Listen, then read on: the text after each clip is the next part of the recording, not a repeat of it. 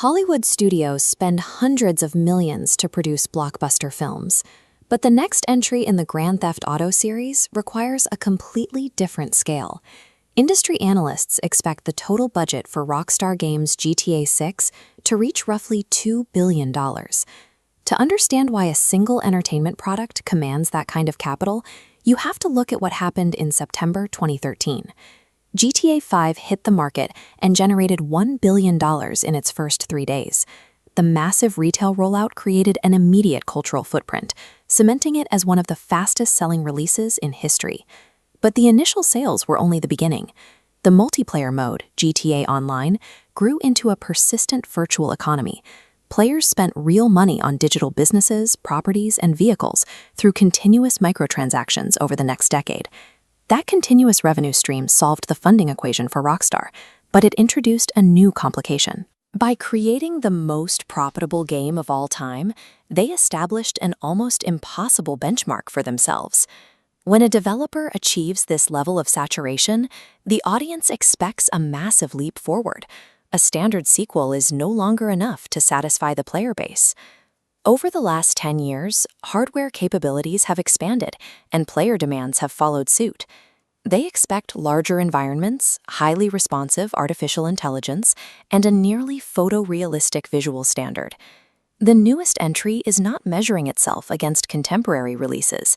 It has to compete with 10 years of collective memories and the massive ongoing ecosystem of GTA 5. Meeting those compounded expectations requires capital. Releasing a perfectly functional, well-designed game would be viewed as a failure if it didn't push the boundaries of current technology. A major portion of that budget goes toward geographical scale. The studio is recreating a massive living simulation of modern-day Florida, bringing back the setting of Vice City. This requires modeling dense urban architecture.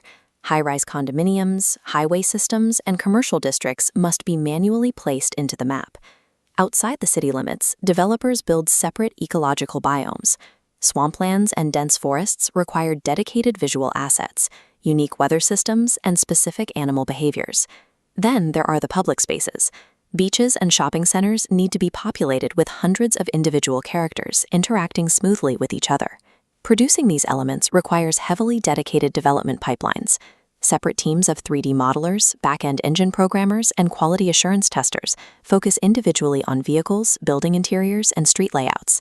This chart illustrates the economic reality of modern game graphics. Pushing visuals from good to highly realistic requires exponentially higher investment per pixel, known as diminishing returns. That vertical spike represents micro details. Perfecting motion capture, cloth physics, and lighting takes months for incredibly subtle improvements. Rockstar is paying this premium across millions of virtual square feet.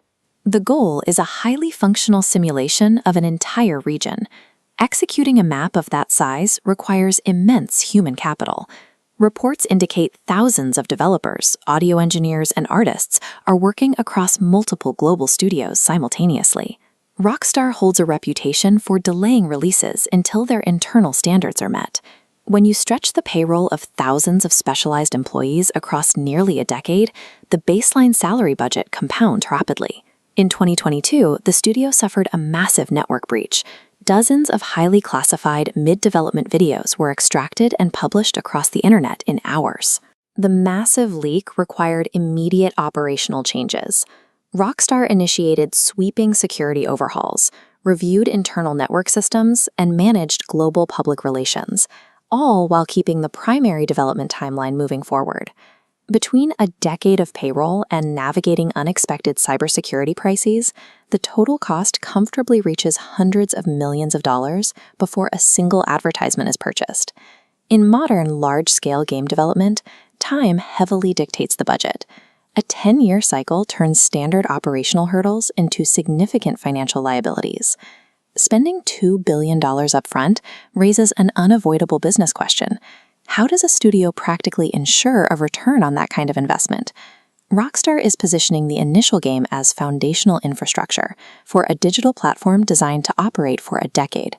Looking at this model, the initial $70 retail purchase acts as an onboarding fee. Once inside, players enter an ongoing loop of purchasing digital cosmetics, properties, and expansions, turning single buyers into long-term subscribers to the ecosystem.